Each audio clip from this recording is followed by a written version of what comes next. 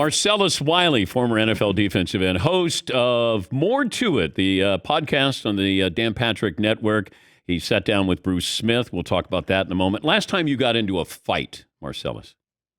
11th grade. I'm not a fighter, so I looked the part, but certainly if I ever had an altercation, I'm the one running first. I just don't believe in fighting at all. Saw too many fights escalate to bad experiences, death experiences. So I'm not a fighter. But 11th grade, I was walking through, it was the locker room, narrow walkway, and another guy, just a regular student, was walking. And you know how you got to do that cordial turn, like we both give 15 degrees, we're good. He ain't give me the 15 degrees. So we bumped shoulders, and I'm like, dude. And then he looked at me like he wanted some action. And that time I did cave in, and I gave him what he wanted, and I gave him the business. And that was the last time I ever had a fight. I've been in many altercations, many disputes. Many guys have tested me, but no fight since 11th grade. How silly are NFL fights? Oh, God. I mean, it's one, it's self-destruction because you're hitting the guy with a helmet on. He has padding, and you're not going to get a great punch off unless you pull a Draymond Green, Steve Smith Sr. Other than that, it's just futile in terms of what are you really proving. So I never got into fights in the NFL because I knew the end game was to be the most powerful in the locker room. So the playmakers, the ones who are balling, they don't have to fight. Why am I fighting? You already know. Go get my Popeyes, go get my food, go get my donuts. That's to me the fight for to be the most powerful. The last guy you would ever fight in the NFL was who? John Randall early, Ray Lewis middle, late in my career, Sean Merriman had a moment there where I was like, I don't know what he's on, but I did find out. But the point is, those three dudes kind of stood out like, they playing football a little more than the average Joe. James Harrison would scare me. Oh, you know what? I know James Harrison. He is a teddy bear, and I say that lightly and with a lot of miles between us right now. But he's like, since I know him, I know that is a little bit of his protection, a little of his projection, not necessarily to the core, but he'll put hands on you for sure. All right, help me understand this Mike Evans situation. You just got embarrassed. He dropped the football. He had a sure touchdown. He goes off the field, and two officials are there talking to him. What did you see? Yeah, I mean, in that situation, it's all about the optics. The integrity of the game is more than just, are you making the right calls? It's also the perception of it all. And just like with a player, if you saw a player jogging on a play, you would start to question the integrity of that play, the integrity of that player. And it's the same thing with a referee. After a contest, we just don't want to see you going up for an autograph session. It just can't go down. Not on the NFL's watch and not with thousands of people in plain view. So in that situation, I know he probably thought, hey, I'm in the tunnel, the game's over, what does it matter? But you got to be smarter than that. And so in that situation, I just blame the officials for really compromising and undermining what the integrity of the game looks like. What do you expect from the Buccaneers, given what's happened, and now they play tomorrow night against Lamar Jackson? I wondered, how difficult is it to prepare for Lamar Jackson? I wondered if it was like when you try to prepare for Army football, that you don't see it every week, but when you see it, it still is successful. Yeah, the most difficult thing is to find that athlete that can represent what Lamar Jackson is going to bring during the game. And there's no one on your team. So usually, like when we play Michael Vick, we would find a receiver and then hope he could throw. And just like he would run around and play quarterback because we couldn't use our quarterbacks. And even that is not a proximity. Like it's not going to symbol what you're going to see in the game. In the game, you're going to see something that's blurry. Like we know what fast is, but the geometry it takes to go get a guy that you have not seen with that level of athleticism is hard to replicate. So it's going to be tough on the Bucs because they're distracted right now, and you can see it through their play. You can see it through Tom Brady and his body language. It's a team that doesn't have his eyes on the prize, and that's why they're having their struggles. As a former defensive player, how do you know when you got a quarterback? Like he's defeated before the game is over. Well, Well, first, you don't get the direct signal from the quarterback. You get it from his offensive line.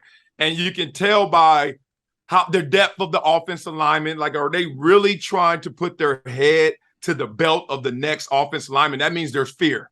Because if not, he'll just line up in the normal formation. But when they really try to stretch it, you know you got an issue there. We could get something done.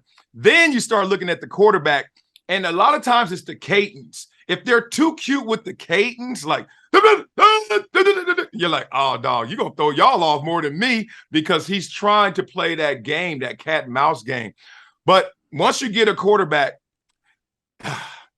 the funniest thing about them is if it's a pocket passer, he's shot. Like, he's not, oh, this is going to be 4 quarters of hell. But if it's an athletic quarterback, I don't think you ever have that guy tap out. That guy never says uncle, because he always can just draw up a play because of his athleticism. So I hated going against guys who knew that they could run, because they always had options. We're talking to Marcellus Wiley, his podcast, More to It, on the Dan Patrick Podcast Network. And you teased this last week when I talked to you. You said, we talk about a lot of things. You were supposed to be the next Bruce Smith. But you talked about the racism that Bruce faced. I had not heard that before. What made you go in that direction?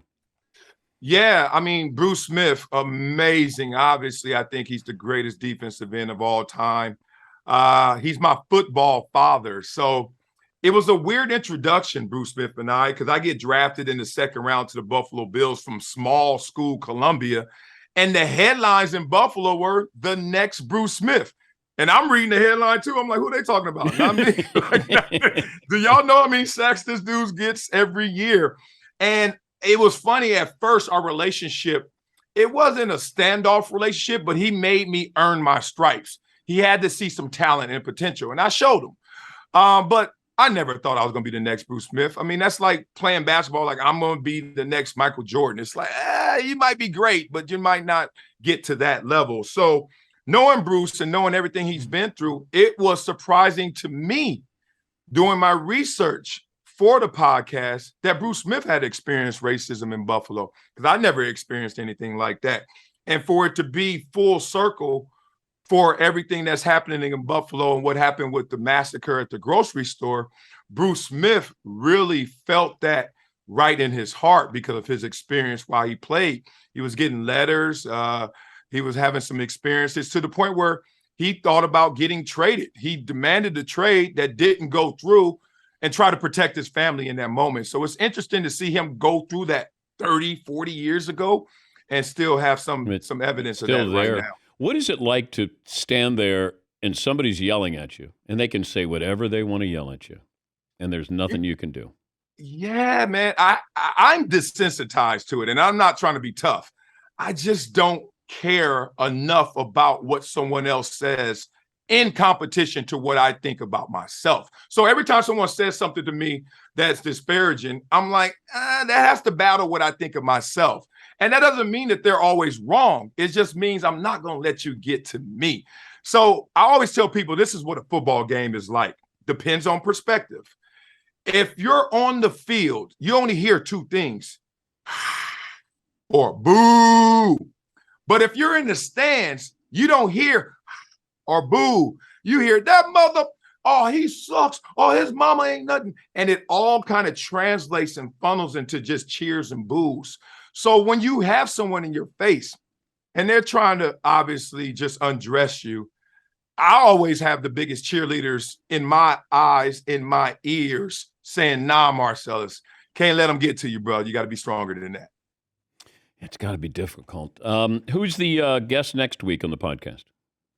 Next week, we have LaDainian Tomlinson. And LaDainian, talking about humble beginnings to become one of the greatest running backs of our era of all time.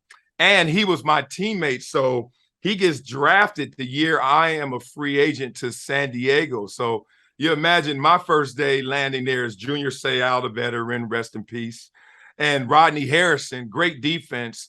And then we draft LaDainian Tomlinson and Drew Brees and throw in a little Tim Dwight on the side as well. So we had a loaded roster. And it was a great introduction, and it was a great interview with LaDainian. But why is it the Chargers always find the banana peel? They're the Charlie Brown of the NFL. They got so much talent, and everybody gets hurt. Yeah. I mean, look, there's no real answer to that because, like, when people always say winning culture, you mean we're winning and the guys in here are winners? Like, that can change. The Chicago Bulls used to have a winning culture. Look at them now. The Lakers used to have a winning culture. Look at them now. Like, I just think it's about the horses. I think it's about the players. With that said, the Chargers 14-2. Remember that year? I know. I do, because that was the year after I was cut, and then they went 14-2. So I was in my feelings. I was like, damn, how'd they get that good without me? But you saw how it ended too. Yeah. They didn't even win a playoff game that year. I don't have that real answer being a former Charger, but hopeful that this is our year. You imagine being Matt Ryan. You win a game, you struggle against the Titans, and now they say he'll never play for the Colts again because of his contract. They're guaranteeing money next year. They have to do that, but they don't want to pay more than that. Therefore, they're shutting him down, and his career might be over. Yeah. I blame everybody involved. Let's start with Matt Ryan. Matt Ryan had to know what his level of equity was still in this league in terms of what is the perception of Matt Ryan. And it was pretty low. Let's just be real. Even though you can get a breath of fresh air and that resurgence and people reimagine who you are, he had to know he was pretty low in his equity. So I blame him for going to a situation where he had little to no leash. But I also blame them for selling him on a situation that you never think of a former franchise quarterback going to a new destination and not even getting half the season. Like, it can't go that bad for you, and you pull Matt Ryan in that moment. So all parties to me involved are guilty of not necessarily speaking the truth or acknowledging the real. Well, what's that like when you know your career's over? Oh, yeah, you're talking to a guy who knows that. It's weird, like, to be the walking dead, you know? Like, it happened to me in Dallas, Bill Parcells. And it happened to me before the season started. I just didn't realize it. Bill Parcells walked with me. I'm going against Flozell Adams, who was the house, the hotel, the entire apartment building. And it's the worst experience when a great player is your teammate, because it was Flozell Adams and Larry Allen next to each other. I'm like, damn, wow. If I had to play against Dallas, I have to do that once a year. I have to practice against these dudes 60 reps a day. So our first rep against Flozell in training camp, Parcells comes over because I'm the big free agent. He wants to see what I got. And I did a pass rush. Flozell just consumed me, just gobbled me up, Jabba the Hutt me. And I just went in his belly, disappeared. And Parcells looked at me and said, Wiley, is that all you got? Ooh. And I looked at him, and he went like this. And that still rings loud, because that was the moment I realized I didn't have sixth gear anymore. I wasn't that guy. So now you're going around, and everyone's looking at you different. And you're the last one to realize it. But it happened to me in a game. I played against some young rookie in Tennessee, and the kid blocked the hell out of me. And then I'm going back to the huddle, and he said, damn, Wiley, what happened to you? I grew up on you. You fell off. And then that with the Parcells ring let me know it's about over, bro. Great to talk to you. We look forward to LaDainian Tomlinson on the podcast. It's called More to It, danpatrick.com. Thank you, Marcellus. Great to talk to you. All right. Appreciate it, guys. All right, buddy. So you can go there. The podcast is available. Also, Running Smoke, new episode of Running Smoke available today. Check out the newsletter as well. Got a great little heads up there with something that we're very proud of. We've been working on it for over a year, and we'll give you a heads up if you've signed up for the newsletter